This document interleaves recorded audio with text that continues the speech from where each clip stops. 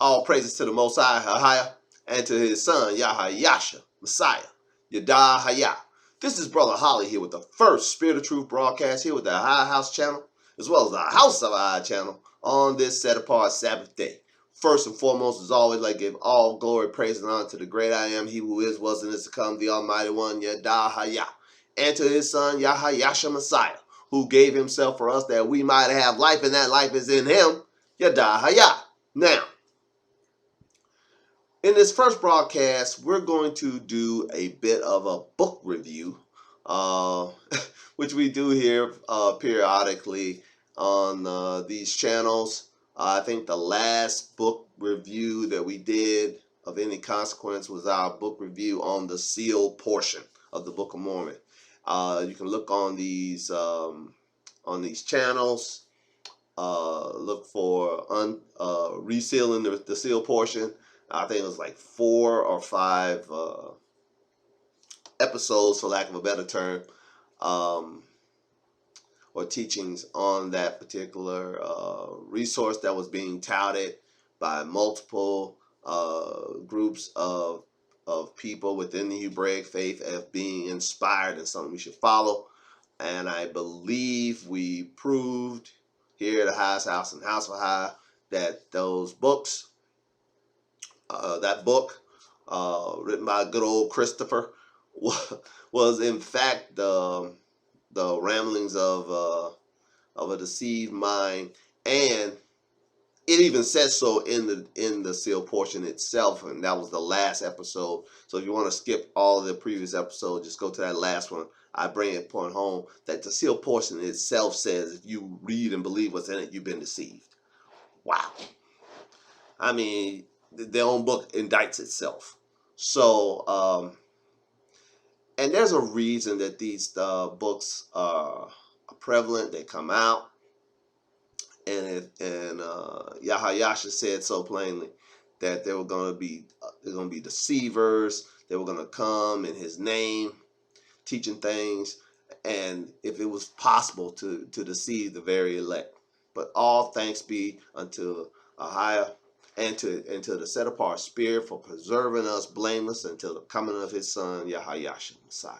All praises. We'll be reading from multiple sources, but here's one: the Learned Paleo Hebrew Torah, Lashman through God's Holy Tongue, Yahshua Bible Scriptures, and we'll be reading from one of the books being reviewed today, the Word of Yah, the King's Covenant, the original Scriptures. Okay, I'm sorry, I had to make a face. And the Eternal Word of Yah, original Scriptures 1 through 7, Yah's 10 plus 2 guides to your heart. And last but not least, we'll be reading from the Yeshaya, King James Version, Bible Apocrypha, Enoch, Jasher, Jubilees, KJV. Bible. So, you're saying, what are those 2 books that you had in the middle, brother? I never saw those before. Well, these two resources were brought to my attention recently by a young man that I'm fellowshipping with. I'm working with on a few projects. I'm very impressed with the work he does. I'm talking about Brother Kashim. If you're out there, Brother Kashim, may the Most High give you rest and joy on his Sabbath. All praises. Continue to do the good work you're doing, brother. I'm with you. However, I can't coach, even though the brother, reads from these resources routinely in some of his presentations. I can't co-sign them as something that I would view as authoritative. The author of these 2 resources took way too many literary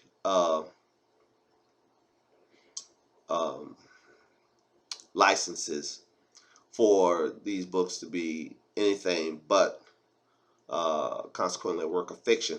And what is more damaging from a standpoint that these books can be considered something that's trying to unravel the truth and tell another story that's not true. And we'll give the prime example of it here in a moment.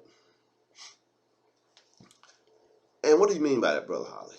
Well, if a particular book says it's the word of the eternal Most High Power, and it speaks against something that the eternal Most High Power has previously said, if the Most High limited who salvation was for, who His covenant was for, to a certain group of people, and another book comes along saying it's His word that contradicts that goes, oh no, He meant these people too. That stems from that age old dogma. It's not even a doctrine. It's a dogma. It has no basis in fact or truth of universal salvation. And the author of these two resources that I just showed you is a universal salvationist. I have no doubt in my mind about it. And he is somewhat cleverly slipped in connotations and just blatant misrepresenting the facts to galvanize the reader's thinking into his writings not just being like the amplified version for the Hebraic faith, which it kind of is on its face, more like the amplified version of the Bible is for the constant Christians. These two resources that I just showed you a moment ago kind of sit in that niche for those who are sacred text readers or sacred name readers of books where the sacred name is being revealed. These resources, I'll hold them again: the Eternal Word of Yah, the Original Scriptures, and the Word of Yah, the King's Covenant, which is it's just the New Testament. And this one is just the first 5 books of the Torah. That's it. That's all it is.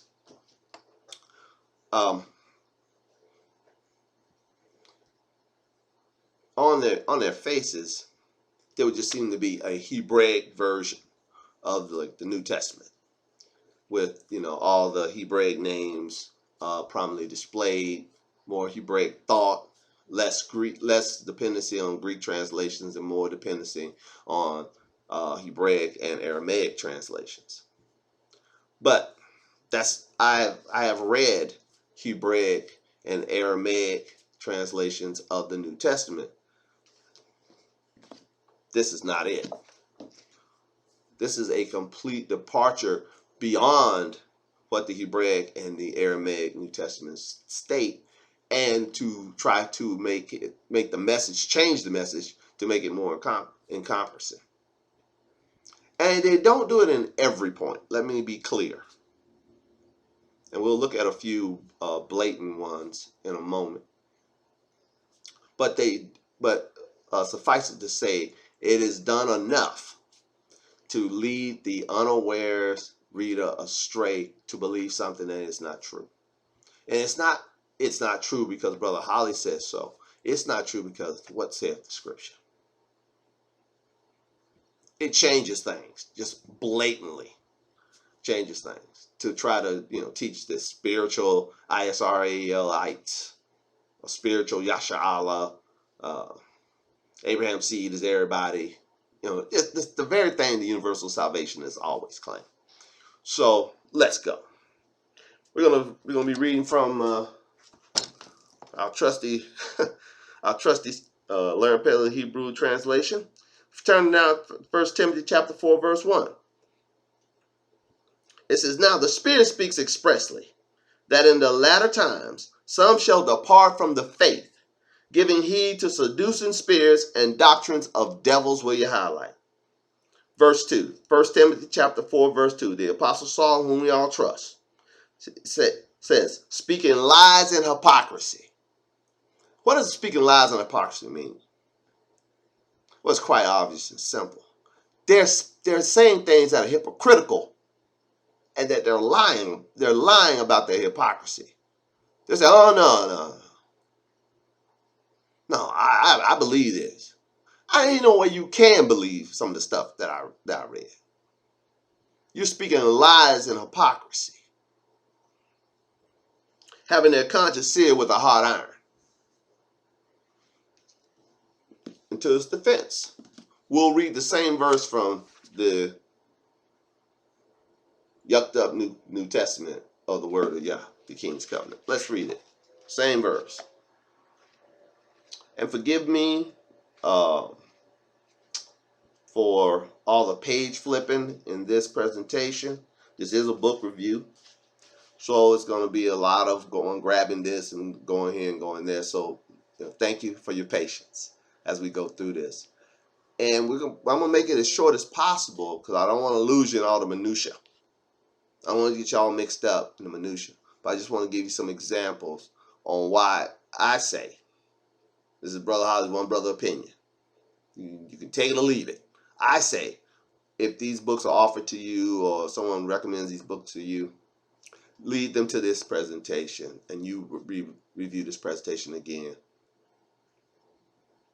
For these books cannot be trusted. And I'll show you why. But we're reading from, we'll read the same verse of 1 Timothy from the Word of Yah, King's Covenant. Let's see what it says. But his Ruach says expressly that in the latter days, some will fall away from the faith by listening to seducing spirits and deceptive teachings of men devised by demons. Such teachings come through the hypocrisy of men who tolerate lies, which numb their own ability to reason as if seared with a hot iron. I'll read verse 3 here. Some forbidding marriage and others commanding to abstain from certain clean foods which Yahweh created to be received with thanksgiving by those who believe and know the truth.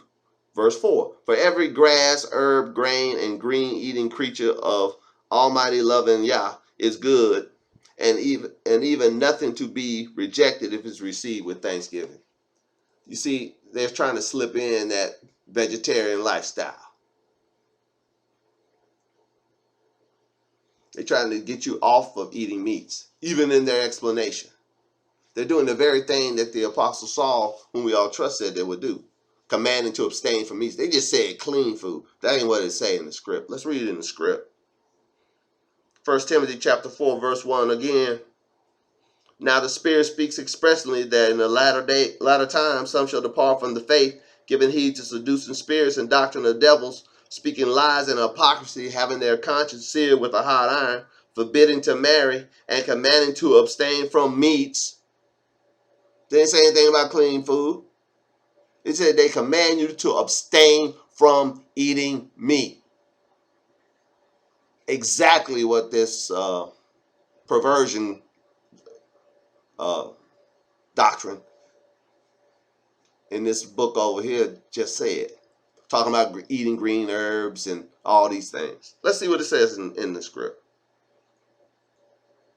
1 Timothy 4:3 again, forbidding to marry and commanding to abstain from meats which Allah hath created to be received with thanksgiving of them who believe and know the truth.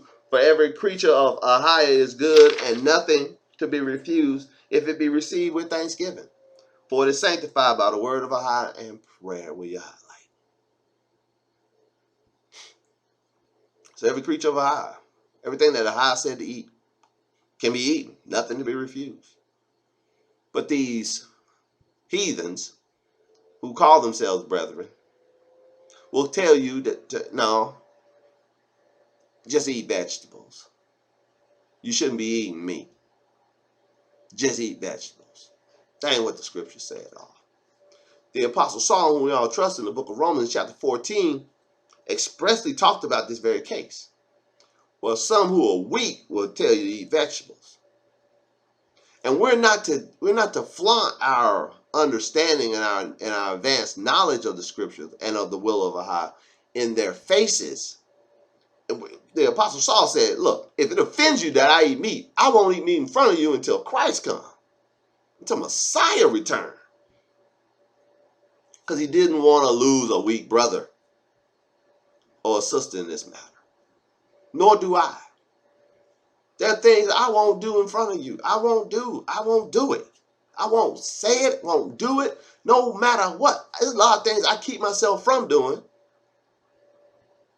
so that I will not lose and abuse my power that I have in the gospel. One of those things, I won't take a penny for this, so as not to abuse my power in it. 1 Corinthians chapter 9. I call 1 Corinthians chapter 9 the most underread bit of scripture of all scripture. It basically is an indictment against anybody sitting in a pulpit or standing before a congregation and taking money. The Apostle Saul said, you're abusing your power in the gospel when you do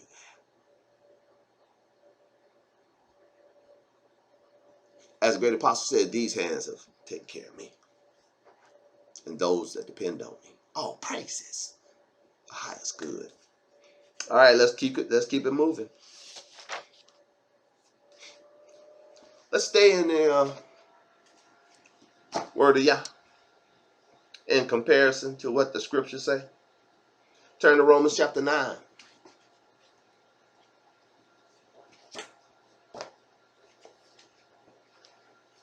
And we're gonna start reading Romans chapter 9 at verse 6. We're gonna read it first from a reliable Bible. Then we're gonna read it from this. Romans chapter 9, verse 6.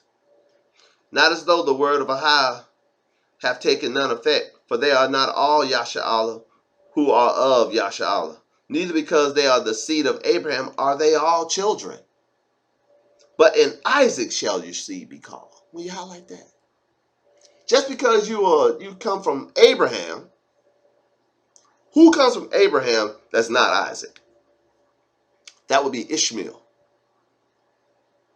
And in Genesis chapter 17, we're going to read that in a moment from the scriptures and from the corrupted Torah. I just call spade, children. Y'all know me. From that unreliable source, that the Most High said, I will bless Ishmael, but my covenant is with Isaac. And this is talking about, here in Romans chapter 9, it's talking about who the covenant belongs to, and who the promises belong to. We know in Romans chapter 9, verses 1 through 5, who all that's talking about. That's talking about the children of Yasha'Allah. The covenants and the promises belong to us, not the Ishmaelites. But let's read again. Let's keep going.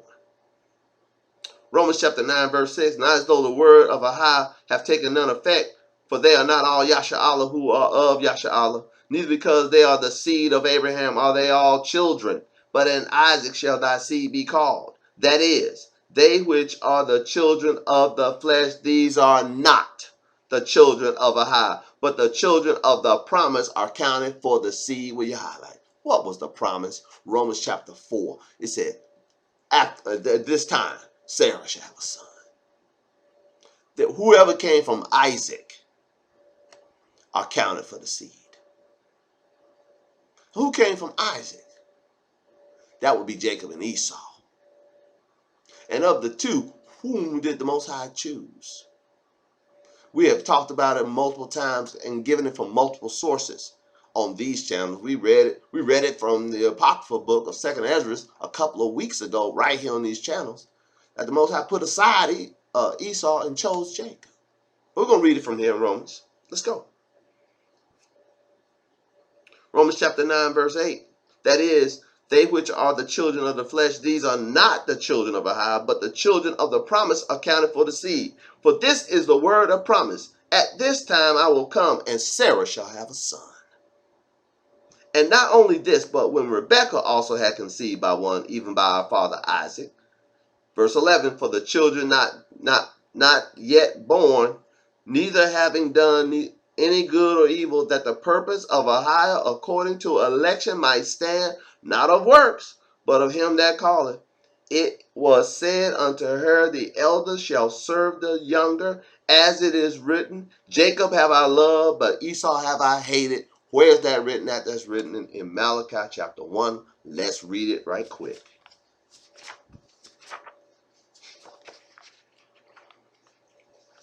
We're going to read it right quick. Malachi chapter 1. Thank you for your patience while I flip. Told you going to be a lot of flipping today. Malachi chapter 1, verse 1. The burden of the word of Ahai to Yasha'Allah by Malachi. I have loved you, saith Ahai. Yet ye say, wherein hast thou loved us? Was not Esau Jacob's brother? Saith Ahai. Yet I loved Jacob. Verse 3. And I hated Esau, and laid his mountains and his heritage waste for the dragons of the wilderness. Will you highlight? Whereas, verse 4. Whereas Edom said, we are impoverished, but we will return and build the desolate places. Thus saith Ahai of hosts, they shall build, but I will throw down, and they shall call them the border of wickedness, and the people, not the person, the people against whom Ahai hath indignation forever. We highlight. So you got your two witnesses. Jacob have I loved, Esau have I hated. Let's see what the King's Covenant got to say. The King's Covenant version. I'm going to read them same bit of scriptures.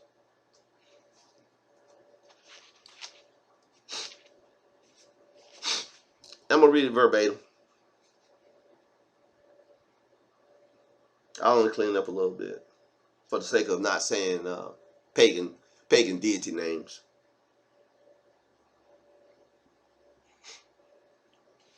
Romans chapter 9, verse 6. But it is not as though the word of the Almighty loving Yah of all creation had failed, but rather that no one can be Yasha'Allah that claim they are Yahudim. What? I'll read it again, because I had to go, what? A couple of times. Romans chapter 9, verse 6. But it is not as though the word of the Almighty loving Yah of all creation has failed, but rather that no one can be Yasha'Al that claim they are Yahudim. Neither because they are merely Abraham's seed are they children of Yahiah, as it is written in Isaac will your seed be called.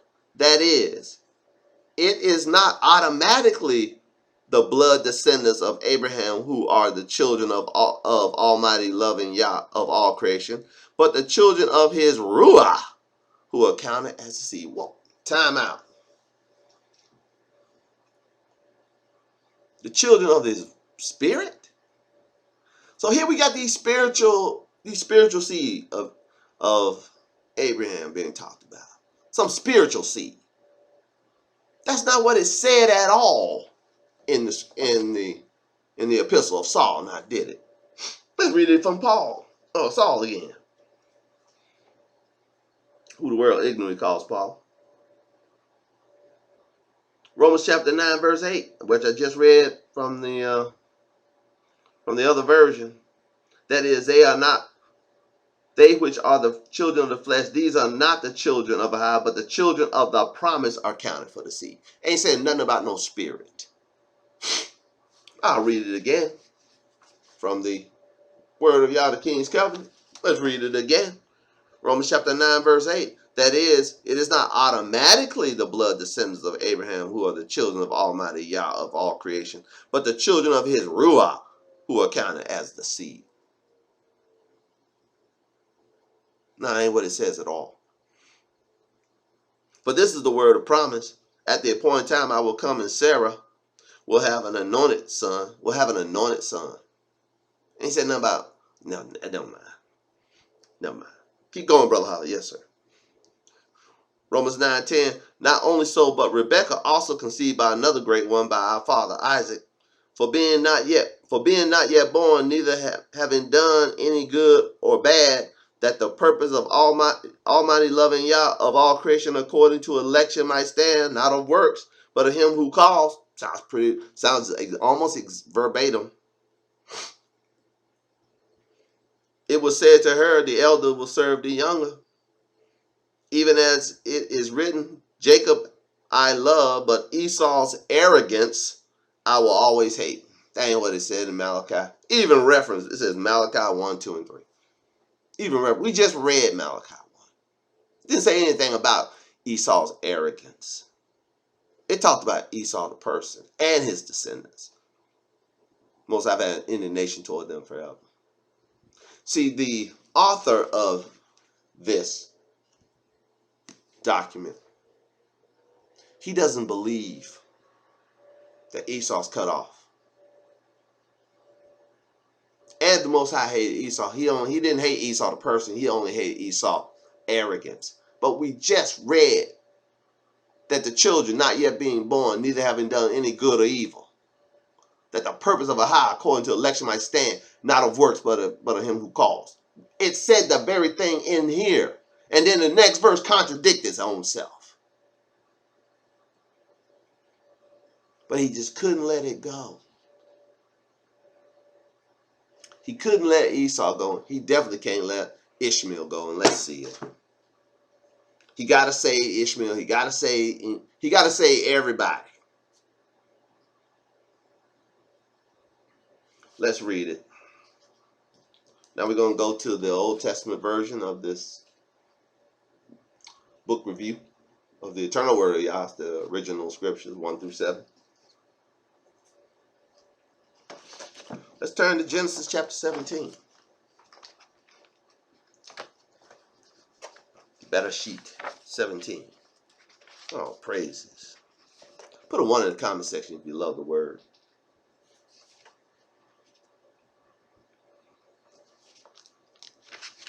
And we're going to pick it up.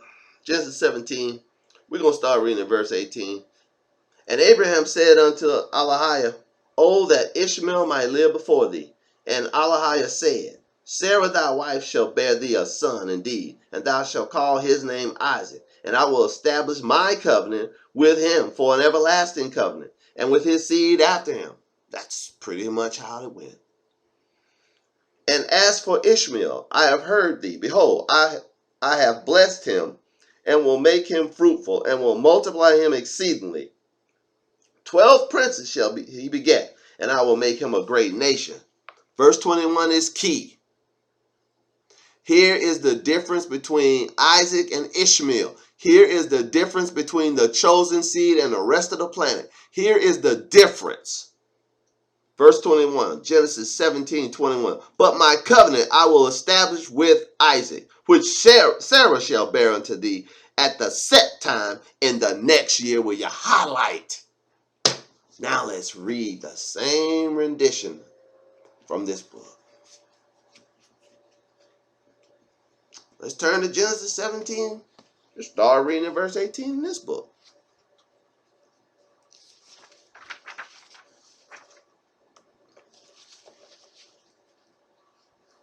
Just to make room, I'll close that for a moment. All praises.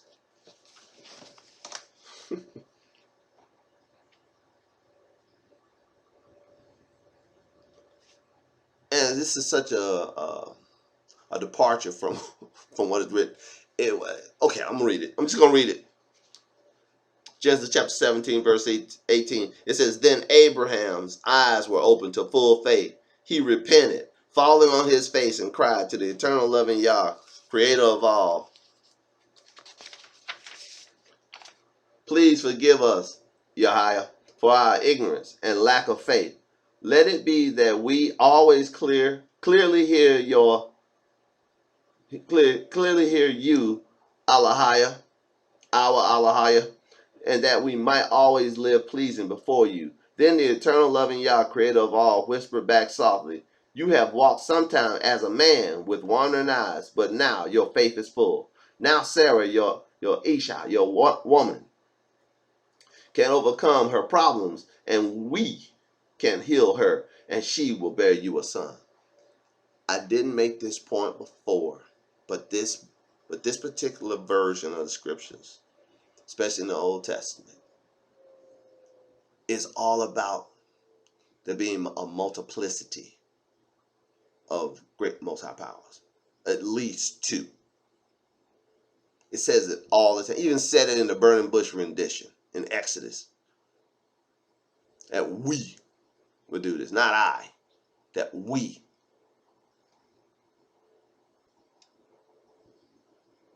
I will establish my covenant with Isaac. But here it's going to say, it's on top of this plurality. I'll read it again. Genesis 17 verse 19 in the eternal word of Yah. Then the eternal loving Yah, creator of all, whispered back softly, you have walked sometime as a man with wandering eyes.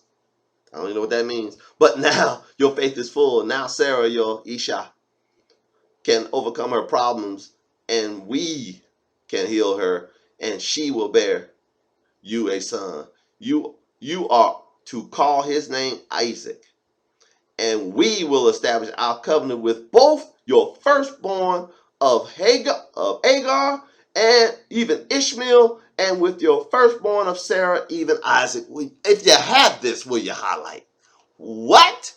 That is a direct contradiction of what was said in the scriptures. This guy has taken, this is what I mean by taking literary license. He just went full-blown, whole hog, just to preach his own gospel. I'll read it again. This is in the, here we go. The eternal word of Yah original scriptures. Yah's 10 plus 2 guide to your heart, which is recommended by a lot of people within the Hebraic faith. I wouldn't even be talking about it if some of my brothers and sisters, some of the ones I really, really enjoy our time together and our fellowship with, weren't already, hung swallowed, for lack of a better term, by this dogma. You should read carefully, man. Study, show yourself approved, workman that need not be ashamed, rightly dividing the word of truth. You got to know the difference. You got to be able to discern both good and evil. Those of us who are full age can discern both good and evil. We're discerning today. Put your teeth in, we chewing on some meat. I'll read it again. Genesis chapter 17, verse 19. Then the eternal loving Yah, creator of all, whispered back softly, you have walked sometimes as a man with wandering eyes, but now your faith is full. Now Sarah, your Isha, can overcome her problems, and we can heal her, and she will bear you a son. You are to call his name Isaac, and we will establish our covenant with both your firstborn of Agar, even Ishmael, and your firstborn of Sarah, even Isaac, as an everlasting covenant, and with their wordful seed after them. You are to circumcise the foreskin of all the seed of Ishmael and Isaac who believe, as a witness of our covenant to life. Highlight. Even more will they circumcise the foreskin of their hearts to hear our word, and walk in it. But where many deceivers will come and change our words and cover up our name and thus lead most astray. If this is not an indictment from your own lips, sir, I don't know what is. Let's go back. I'll read it one more time. And you got verse 19 broken down to like A, B, C, and D and E. 19D. Again, we're reading from there we go. The eternal word of Yah. Genesis chapter 17, verse 19D. You are to circumcise. I gotta read verse 17 again. Verse 19C again. I got to. For it says clearly in the scriptures, in the Torah, that the covenant is with Isaac and Isaac alone. Most I say, I'll bless Ishmael. I'll make a great nation of Ishmael, but my covenant is with Isaac. Here, oh no. That ain't how it is at all. Let's read. Genesis chapter 17, verse 19c in the eternal word of Yah version. You are to call his name Isaac, and we will establish our covenant with both your firstborn of Agar, even Yishmael, and with your firstborn of Sarah, even Isaac, as an everlasting covenant, and with their wordful seed after them. So, it's saying that there's a covenant established with the seed of Ishmael. I may have mentioned it on these channels about 3 or 4 months ago, that there was some Constantine Christian all over YouTube streets talking about Ishmael had a covenant. Maybe this is where he got it.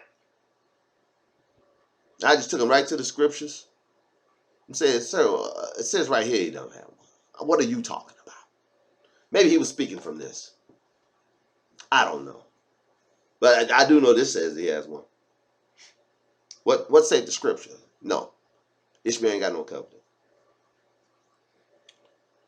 Verse 19d, you are to circumcise the foreskin of all the seed of Ishmael and Isaac who believe as a witness of our covenant to life.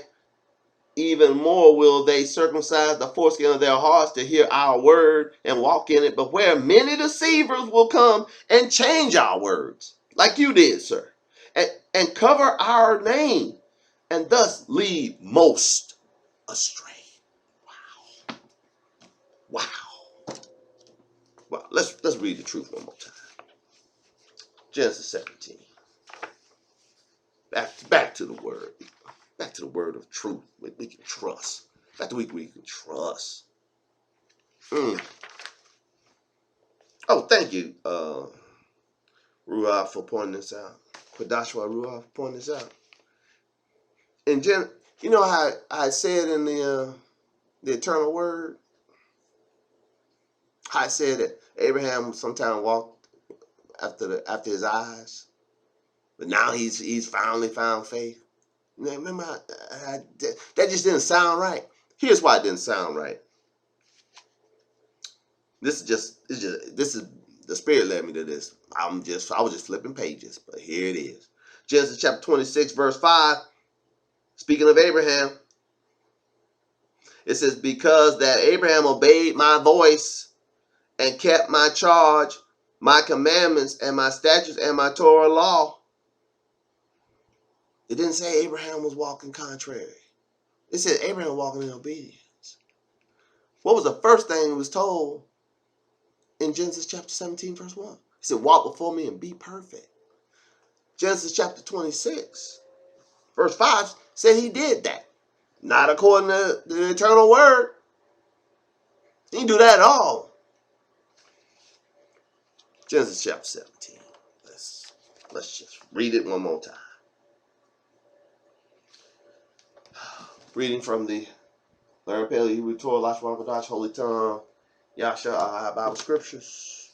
Genesis chapter 17, verse 18. And Abraham said unto Alahiah, oh, that Ishmael might live before thee. And Alahiah said, Sarah thy wife shall bear thee a son indeed, and thou shalt call his name Isaac. And I will establish my covenant with him for an everlasting covenant, and with his seed after him. And as for Ishmael, I have heard thee. Behold, I will bless him, and will make him fruitful, and will multiply him exceedingly. 12 princes shall he beget, and I will make him a great nation. Verse 21 is the key. We said it before. But my covenant I will establish with Isaac, which Sarah shall bear unto thee at the set time in the next year. The covenant's with Isaac, and Isaac alone. Let's review. Eternal word of Yah. Trying to slip in a covenant for Ishmael. We caught you. The word of Yah, the King's covenant. Trying to save to get Esau off the Most High's hate list. We caught you. So, my brothers, my sisters, if you were ever told to buy these resources, whoever told you to buy them, point them to these teachings, and may the Most High open their eyes to the truth found in his word. All praise to the Most High, Ahiah, and to his son, Yahayasha, Messiah, Yadah, Hayah.